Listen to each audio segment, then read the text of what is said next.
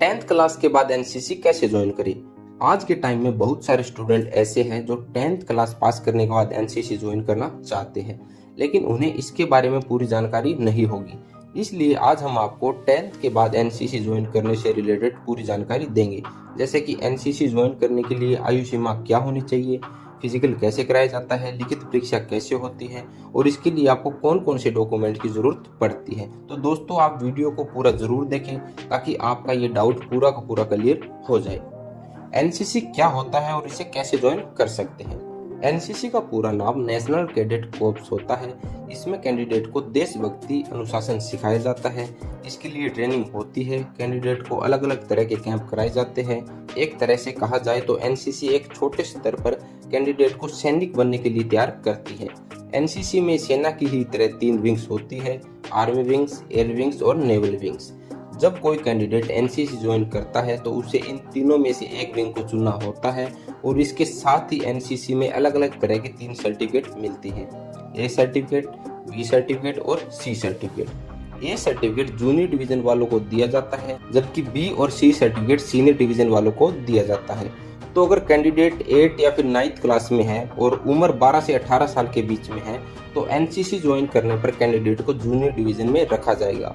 और अगर 10th से ग्रेजुएशन के बीच में कैंडिडेट एनसीसी ज्वाइन करते हैं तो फिर कैंडिडेट को सीनियर डिवीजन में रखा जाता है।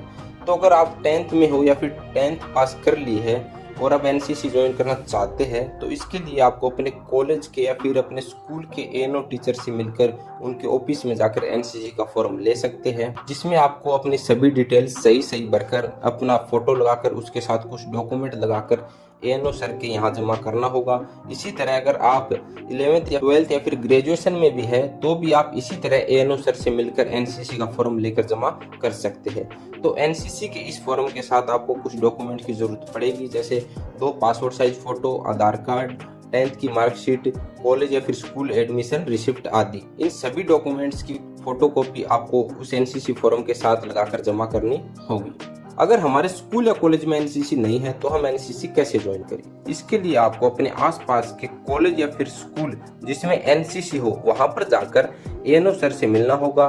एएनओ सर वो होते हैं जो एनसीसी करवाते हैं, उनसे मिलकर आप एनसीसी का फॉर्म लेकर उसे जमा करके एनसीसी ज्वाइन कर सकते हैं और इसके लिए आपको कोई दूसरा स्कूल या कॉलेज मना नहीं कर सकता। और 10th और 12th के बाद एनसीसी ज्वाइन करने पर आपको 3 साल की ट्रेनिंग और 2 कैंप करने होते हैं।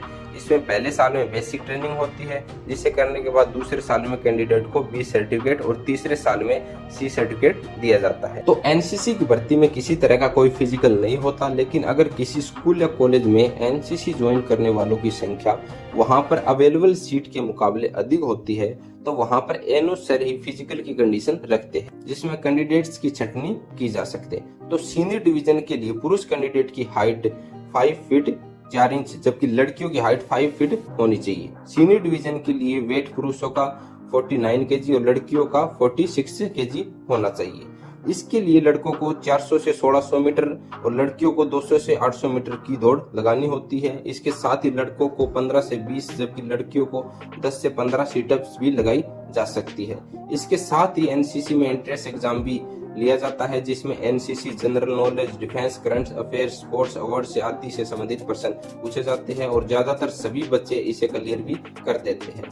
तो ये एनसीसी ज्वाइन करने का पूरा प्रोसेस होता है। तो इस तरह आप अपने कॉलेज में या फिर आसपास के किसी कॉलेज में एनसीसी ज्वाइन कर सकते हैं। तो दोस्तों, अगर एनसीसी के प्रति आपका कोई भी डाउट रह गया है तो मुझे कमेंट करके जरूर बताएं। मैं आपके कमेंट का रिप्लाई देने की पूरी कोशिश करूंगा। और अगर आप हमारे चैनल पर पहली बार है तो चैनल को सब्सक्राइब जरूर कर दीजिए ताकि आगे भी आपको एनसीसी एंड डिफेंस से रिलेटेड पूरी जानकारी मिलती रहे। जय हिंद, जय भारत।